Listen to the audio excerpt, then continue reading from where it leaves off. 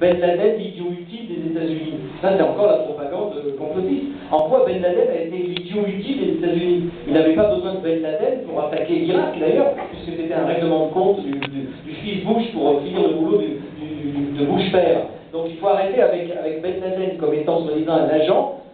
Moi j'ai beaucoup étudié la question, on croit évidemment que je suis dans une espèce d'idéalisation esthétique de Ben Laden, mais ça me rend dingue d'entendre encore des complotistes à la noix affirmer que Ben Laden n'existait pas, ou alors qu'il était un agent de la CIA. Longtemps on a même failli le croire nous-mêmes qu'il avait été agent un peu de l'Amérique à l'époque de l'Afghanistan, qu'il s'était retourné, ce qu'il aurait eu raison de faire d'ailleurs contre ses maîtres. Mais même pas, si vous étudiez vraiment, et non pas en regardant les documentaires débiles américains qui sont sur l'Internet, vous apercevez qu'il n'y a jamais eu aucun contact entre Ben Laden et la CIA. Jamais. Ça, il faut que vous en soyez persuadés. Réfléchissez, étudiez la question, et on en reparlera.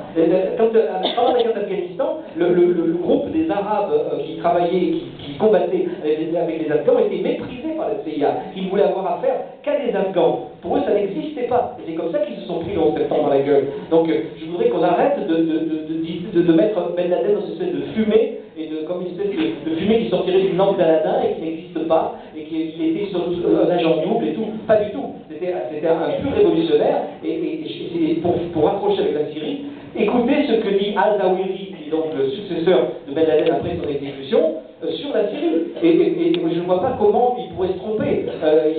Lui qui est dans Al-Qaïda, qui continue le combat qu'avait initié son ami et son collègue, on va dire. Donc ce que dit Al-Zawahiri sur la Syrie n'est pas inspiré, contrairement à la propagande qu'on vous fait croire, par les Américains ou par les Saoudiens, où il est absolument insoupçonnable, le discours d'Al-Zawahiri. Et c'est très bon de l'entendre un peu, parce qu'il dit des choses très intéressantes qui rejoignent d'ailleurs ce que nous disons nous-mêmes avec nuance